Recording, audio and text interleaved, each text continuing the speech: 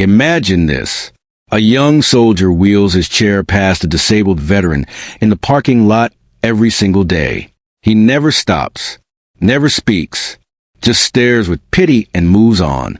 Then one morning, the base commander calls an emergency formation. A Medal of Honor recipient is visiting.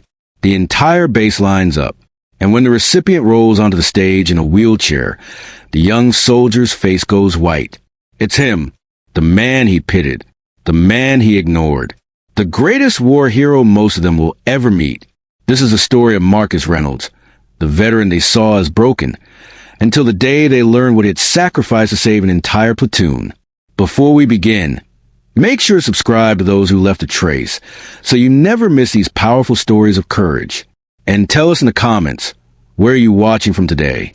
We love seeing how far these stories reach. Marcus Reynolds was 47 years old. Every Tuesday and Thursday morning, he drove his modified van to Fort Carson in Colorado Springs for physical therapy at the Military Rehabilitation Center. The drive took 20 minutes from his small house on the east side of town. He always arrived early, parking in one of the designated accessible spots near the entrance. Marcus was a large man, broad-shouldered and thick-chested, the kind of build that suggested he had once been powerfully strong. His hair was dark brown, cut military short despite being retired for over a decade. His face was weathered, lined deeply around the eyes and mouth. He had a strong jaw, a nose that had been broken at least twice, and brown eyes that carried a weight most people couldn't hold for long.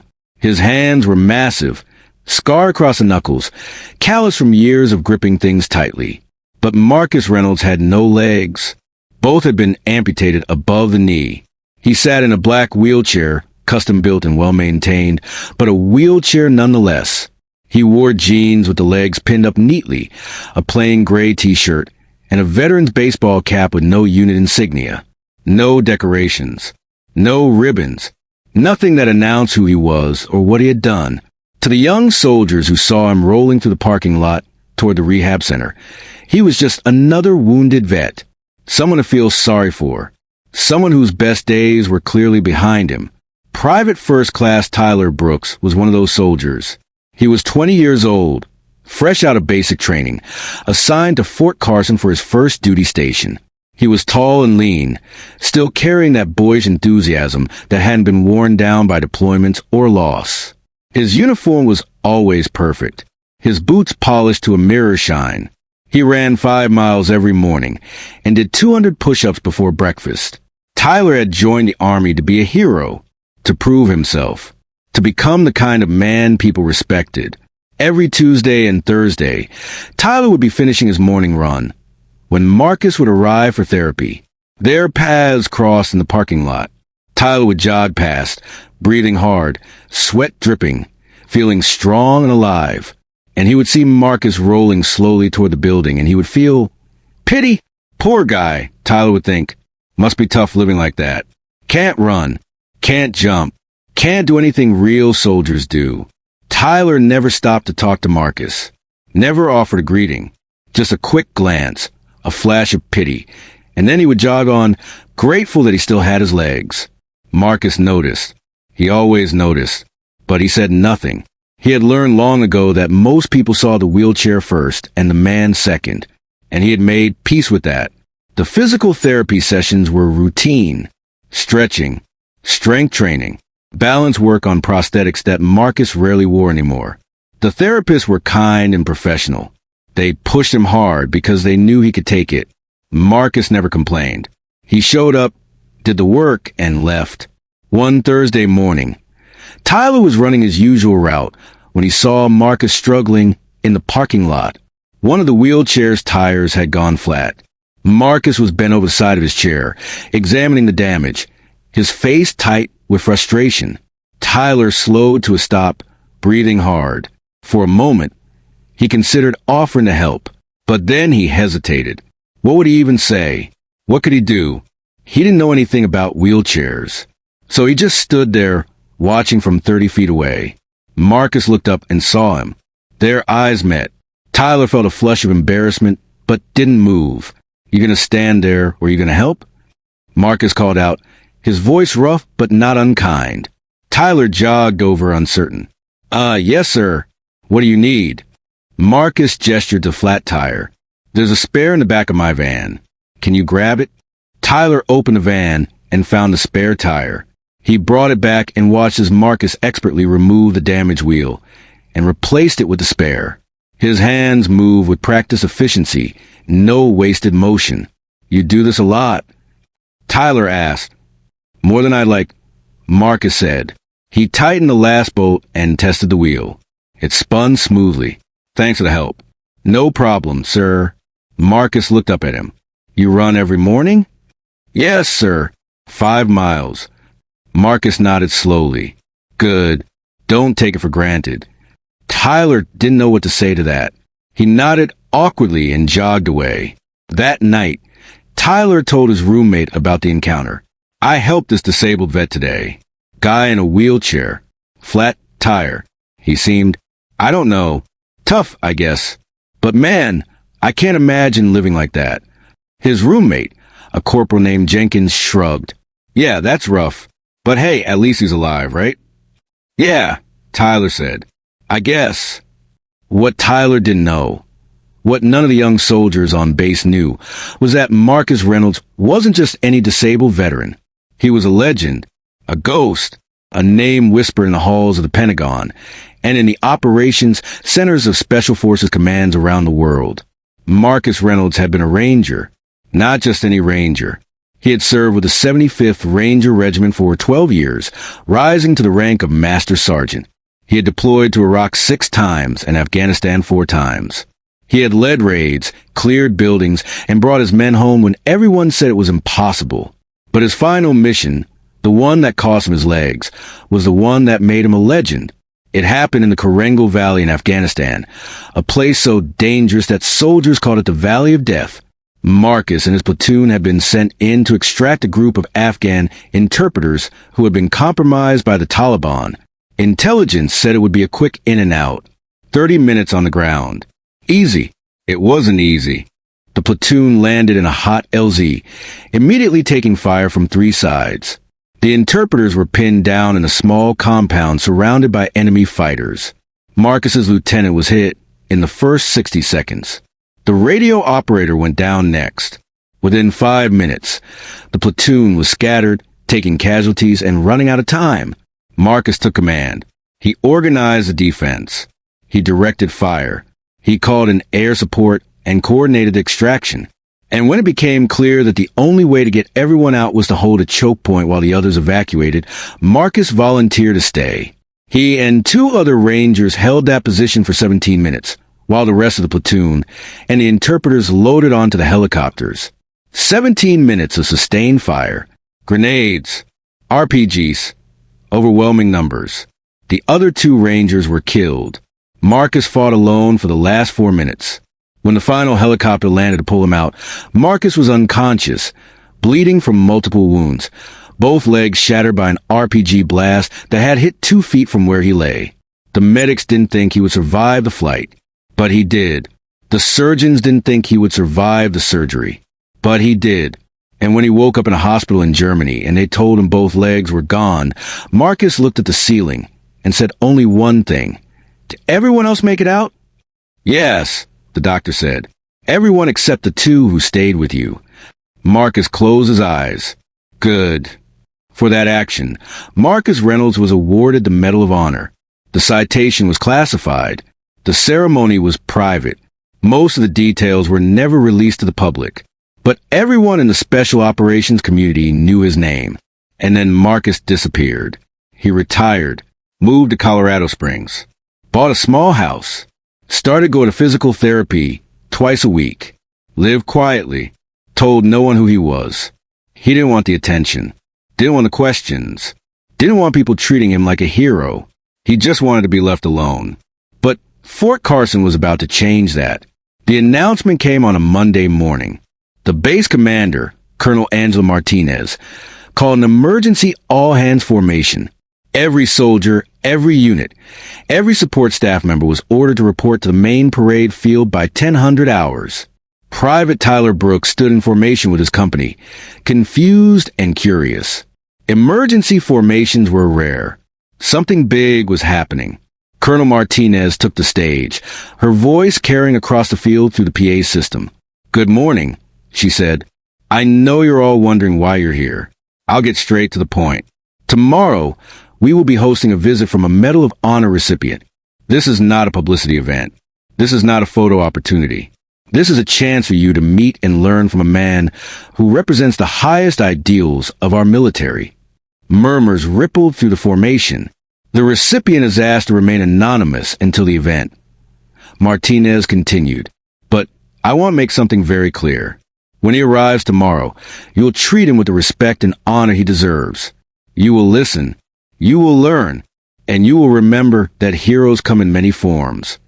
She paused. "Formation is at 0900 tomorrow. Dress uniform. Do not be late." Dismissed. The soldiers broke formation, buzzing with speculation. "Who do you think it is?" Tyler asked Jenkins. "No idea," Jenkins said. "But if it's a Medal of Honor guy, it's got to be someone seriously badass." Tyler nodded, excited. He had never met a Medal of Honor recipient before. The next morning, Tyler stood in formation in his dress uniform, nerves buzzing. The entire base was assembled. Thousands of soldiers in perfect rows, flags snapping in the wind, the sun bright and warm overhead. Colonel Martinez took the stage again, this time flanked by senior officers. "Today," she began, "you will meet Master Sergeant Marcus Reynolds, United States Army retired, recipient of the Medal of Honor for actions in Afghanistan in 2013. A video screen behind her lit up with a photograph. A younger Marcus Reynolds in full combat gear, standing beside his Ranger team. Strong. Oh, legendary. Tyler stared at the image, awed, and then Colonel Martinez gestured to the side of the stage. "Please welcome Master Sergeant Reynolds." A figure rolled onto the stage in a wheelchair. Tyler's heart stopped. It was him, the man from the parking lot, the man with the flat tire, the man Tyler had pitied. Marcus Reynolds rolled to the center of the stage, his face calm and expressionless. He wore his dress uniform, the Medal of Honor hanging around his neck, the blue ribbon stark against the dark fabric. His chest was covered with ribbons, rows and rows of them, more than Tyler had ever seen on one person. The entire formation stood in stunned silence.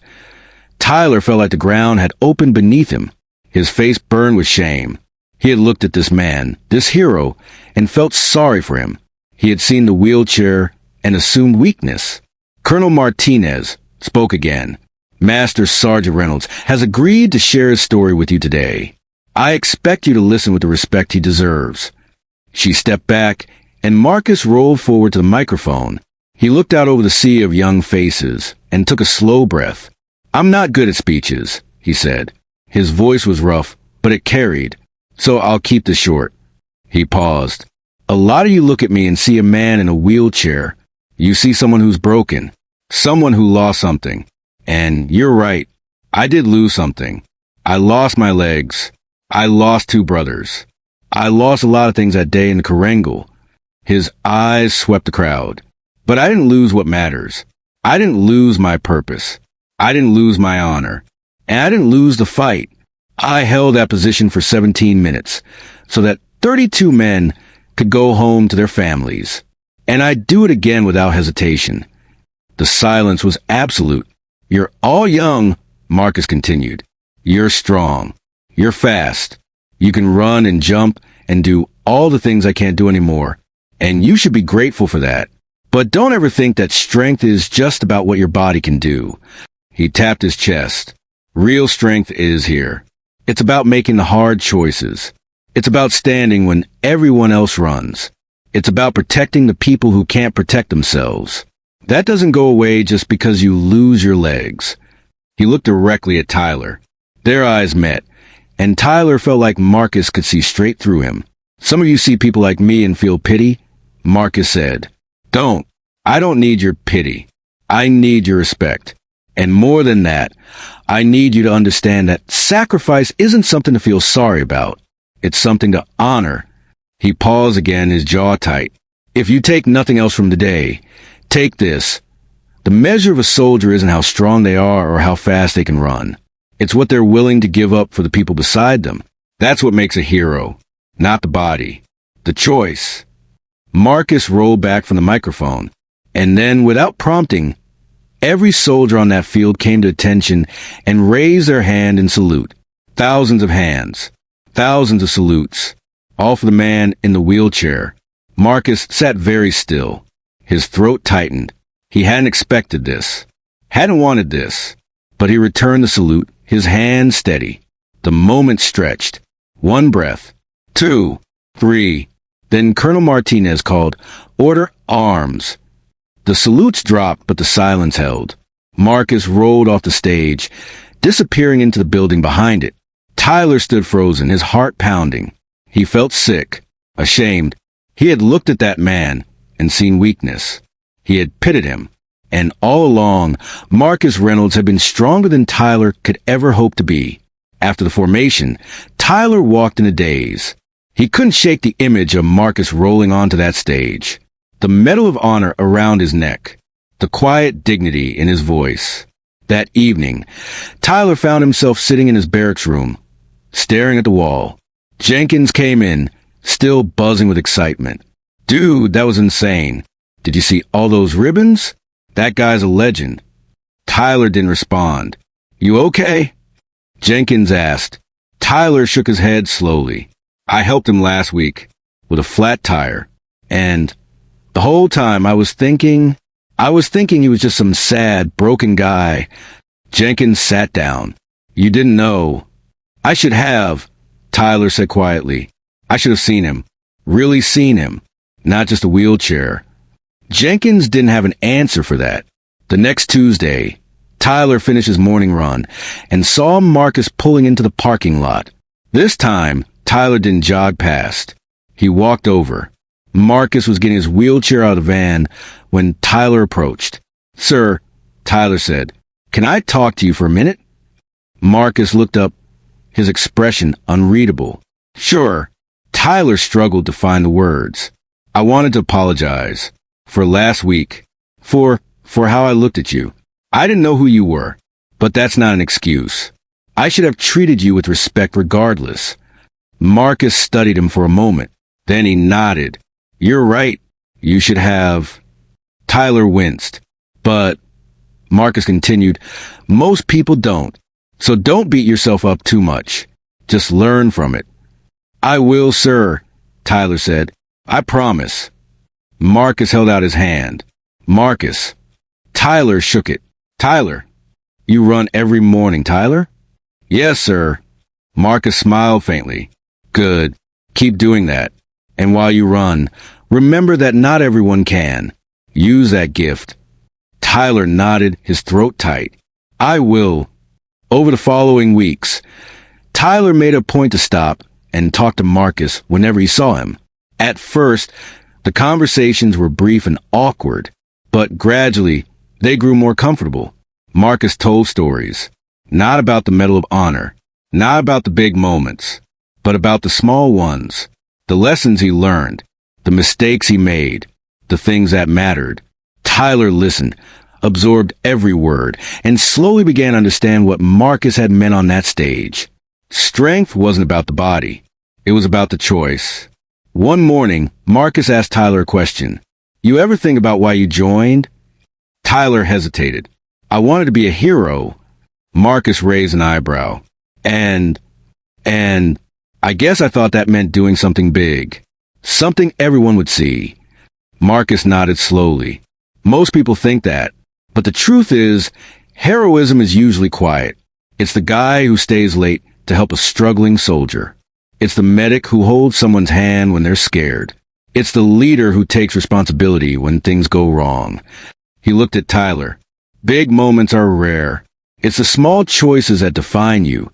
Tyler thought about that for a long time. 6 months later, Tyler's unit deployed to Iraq. It was his first deployment. He was nervous, excited, and terrified all at once. Before he left, he visited Marcus one last time. "I'm shipping out tomorrow," Tyler said. Marcus nodded. "Stay smart. Stay humble. Take care of your people." I will, sir. Marcus reached into his pocket and pulled out a small challenge coin. It was worn, the edges smooth from years of handling. On one side was the Ranger crest. On the other, a single word. Choose. Take this, Marcus said, handing it to Tyler. When things get hard, remember what it means. Tyler looked at the coin, then at Marcus. Thank you, sir. Marcus smiled. Come back safe. Tyler deployed. The months overseas were hard, brutal in ways he hadn't expected. But every time he felt overwhelmed, every time he wanted to quit, he would reach into his pocket and feel the coin. Choose. Choose to keep going. Choose to help. Choose to lead. He came home different. Older. Wiser. More like the man Marcus had told him he could be. When Tyler returned to Fort Carson, the first thing he did was drive to Marcus's house. Marcus opened the door and looked at him for a long moment. Then he smiled. You made it. I did, Tyler said. Because of you. Marcus shook his head. No, because of you. I just reminded you what was already there. They sat on Marcus's porch and talked for hours about the deployment, about the things Tyler had seen, about the choices he had made. And when the sun began to set, Tyler stood to leave. Sir, he said, I just want to say you were right. About everything. Marcus nodded. I usually am. Tyler laughed. Then he saluted. Marcus returned it, sharp and steady. Years later, Tyler would tell his own soldiers about the man in the wheelchair who taught him what it really meant to be strong. He would tell them about the Medal of Honor recipient who lived quietly and asked for nothing. And he would tell them that the greatest heroes are often the ones you almost walk past. Marcus Reynolds continued to live his quiet life. He went to therapy twice a week. He helped other veterans adjust to life after injury. He never sought attention, never asked for recognition. But everyone who met him, everyone who heard his story, carried a piece of his lesson with them. Strength isn't about what you have. It's about what you give. And heroism isn't measured in moments of glory. It's measured in a lifetime of choices. The moral of this story is simple. Never judge someone by what they've lost. Judge them by what they still give. The man in the wheelchair might be the strongest person you ever meet. Respect isn't earned by what your body can do. It's earned by what your heart chooses to do, even when the cost is everything. If this story moved you, please subscribe to Those Who Left a Trace. We bring you true tales of courage, sacrifice, and honor. Stories that remind us to look beyond the surface and see the hero within. And tell us in the comments, who taught you what real strength means? We would love to hear your story. Until next time, stay strong, stay humble, and never forget that heroes walk among us every day, often in ways we never expect.